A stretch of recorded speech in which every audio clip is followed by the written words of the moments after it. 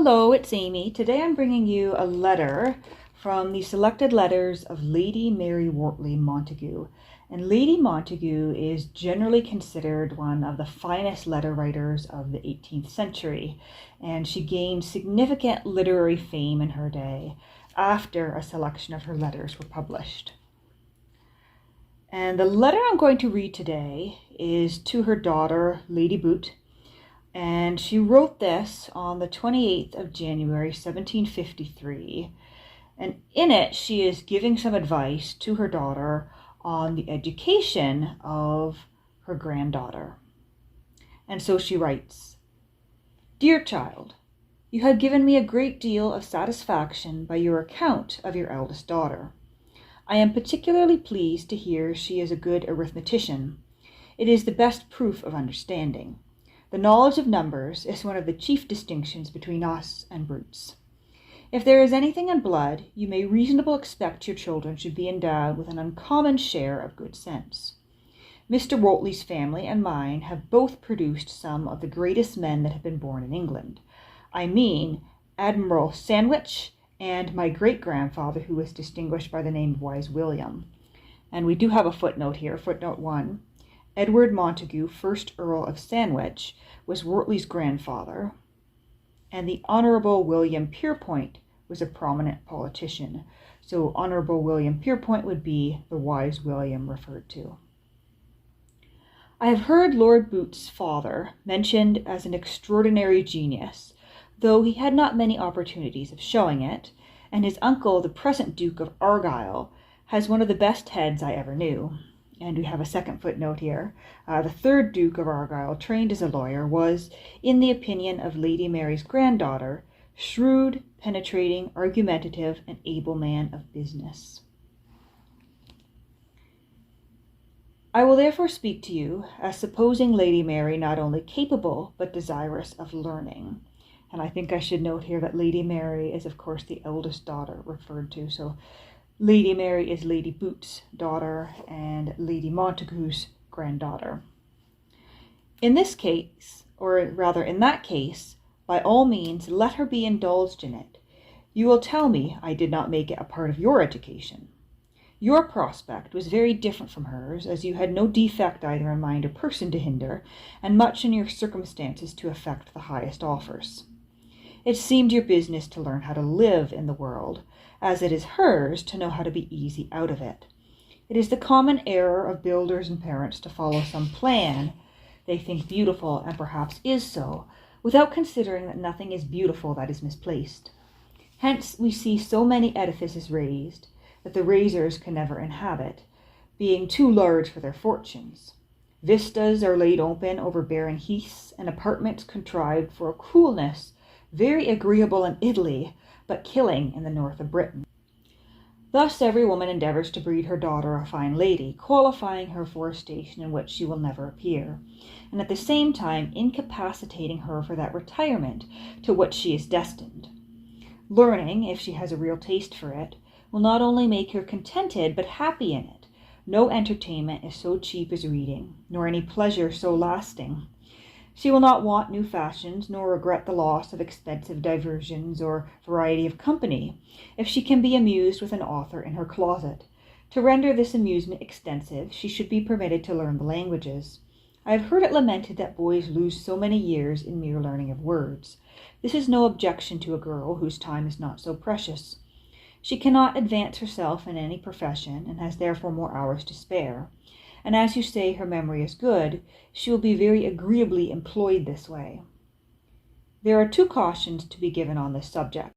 First, not to think herself learned when she can read Latin or even Greek. Languages are more properly to be called vehicles of learning than learning itself, as may be observed in many schoolmasters who, though perhaps critics in grammar, are the most ignorant fellows upon earth. True knowledge consists in knowing things, not words. I would wish her no farther a linguist than to enable her to read books in their originals, that are often corrupted and always injured by translations. 2 hours' application every morning will bring this about much sooner than you can imagine, and she will have leisure enough beside to run over English poetry, which is a more important part of a woman's education than it is generally supposed. Many a young damsel has been ruined by a fine copy of verses, which she would have laughed at if she had known it had been stolen from Mr. Waller. I remember when I was a girl, I saved one of my companions from destruction, who communicated to me an epistle she was quite charmed with. As she had a natural good taste, she observed the lines were not so smooth as Prior's or Pope's, but had more thought and spirit than any of theirs. She was wonderfully delighted with such a demonstration of her lover's sense and passion, and not a little pleased with her own charms, that had force enough to inspire such elegancies. In the midst of this triumph, I showed her that they were taken from Randolph's poems, and the unfortunate transcriber was dismissed with the scorn he deserved. To say truth, the poor plagiary was very unlucky to fall into my hands. That author, being no longer in fashion, would have escaped any one of less universal reading than myself. You should encourage your daughter to talk over with you what she reads, and as you are very capable of distinguishing, take care she does not mistake pert folly for wit and humor, or rhyme for poetry, which are the common errors of young people, and have a train of ill consequences.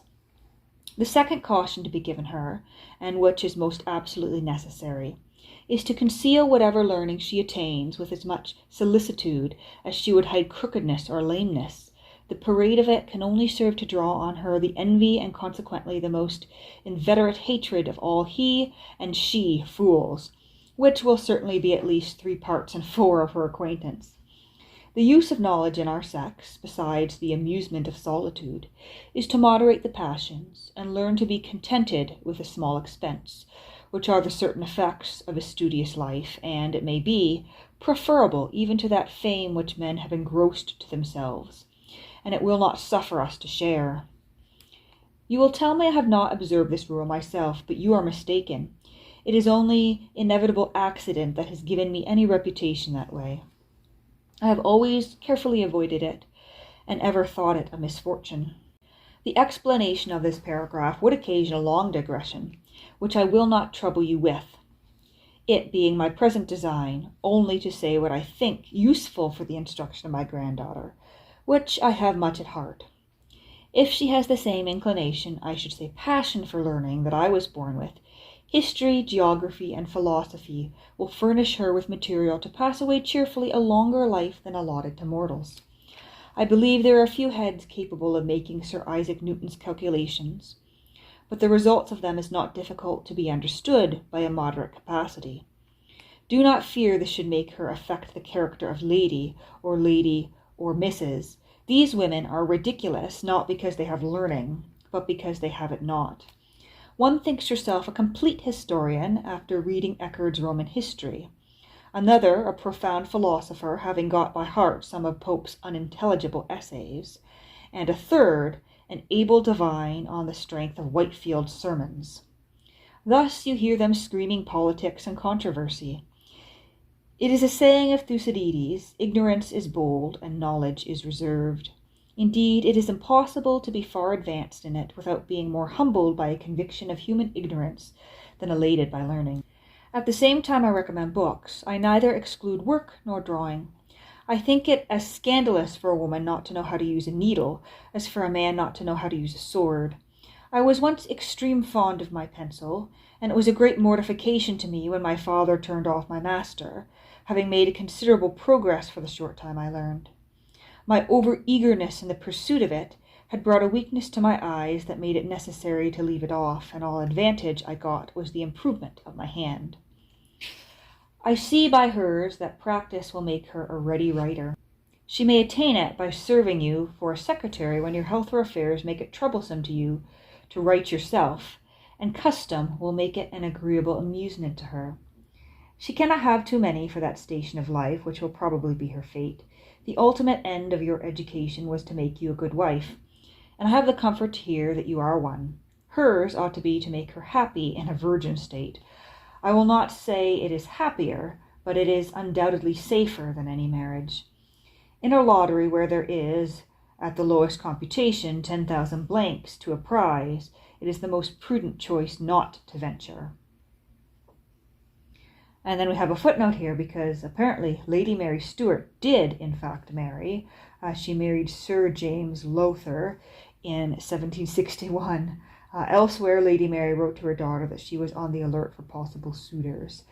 But at this point in time, it does appear that for one reason or another, perhaps because of the financial situation of her family, it was sort of assumed that Lady Mary would not be marrying. And so they are preparing her to sort of while away her life with amusements. But moving on. I have always been so thoroughly persuaded of this truth that notwithstanding the flattering views I had for you, as I never intended you a sacrifice to my vanity, I thought I owed you the justice to lay before you all the hazards attending matrimony. You may recollect I did so in the strongest manner. Perhaps you may have more success in the instructing of your daughter.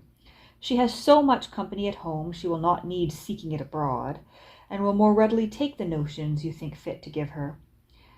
As you were alone in my family, it would have been thought a great cruelty to suffer you no companions of your own age, especially having so many near relations, and I do not wonder their opinions influence yours.